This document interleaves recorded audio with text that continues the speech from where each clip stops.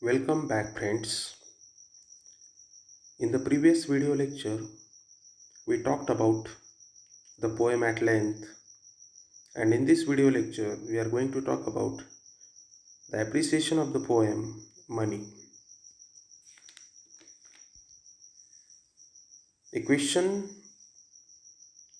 would be asked in the examination on appreciation like this: write an appreciation of the poem considering the following points. So, what are the points about the poem, poet, and the title, the theme, next poetic style, the language, poetic devices, poetic meters used in the poem, special features, message, values, morals in the poem, and your opinion about the poem. William Henry Davies, a Welsh poet and a writer. Wales, you know that it's a country in the island of Great Britain. In his poem Money, he speaks of both times when he had money and when he did not. Davis tramped through the United Kingdom and the United States, so he actually led a poor, simple life of a wanderer. He actually experienced the difference in the life of the rich and the poor.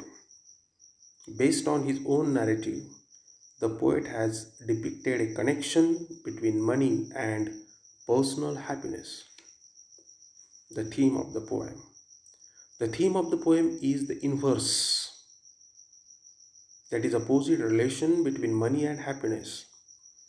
Since the poet had many false friends when he was rich and fewer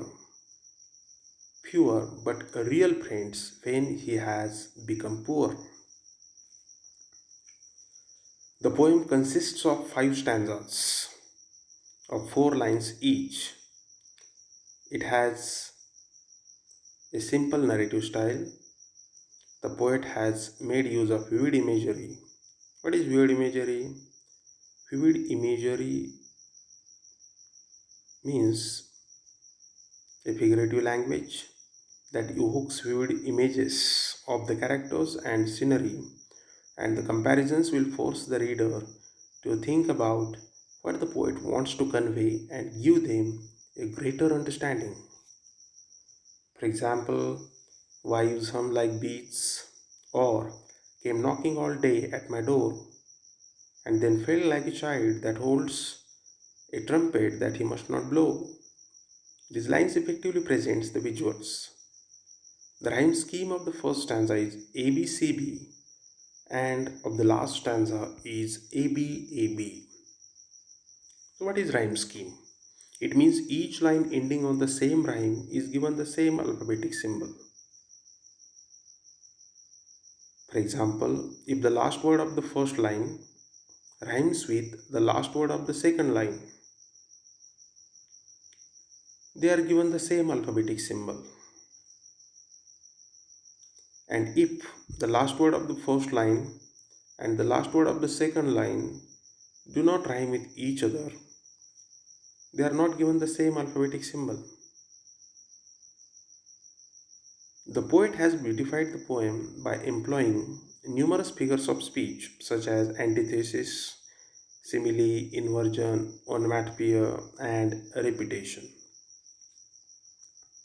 An example of onomatopoeia from the poem is "and how their wives do hum like bees," where the word hum denotes the sound made by the wives as they are busy working morning till night. An example of antithesis is "so when I hear these poor ones laugh and see the rich ones coldly frown," the poet has seen that the lack of money does not mean lack of happiness. The poor man is able to laugh while the rich man frowns. He feels that the rich must become poor to test the simple joy of life. The use of antithesis helps to stress this point. A repetition of the word money traces the way man gives money too much importance when it actually takes away our happiness. The message is that money is not required to be happy. In fact, happiness lies in having genuine people in life. And to experience true joy and happiness, one need not be rich and wealthy, right? I like this poem because it reveals the real worth of money. It also clarifies the false and fake beliefs about the rich and the poor. Get it? Understanding the real worth of the people, true happiness, and value of money in an early age is actually blessing. The poem certainly teaches a valuable life lesson to all. Thank you. Thank you very much, friends.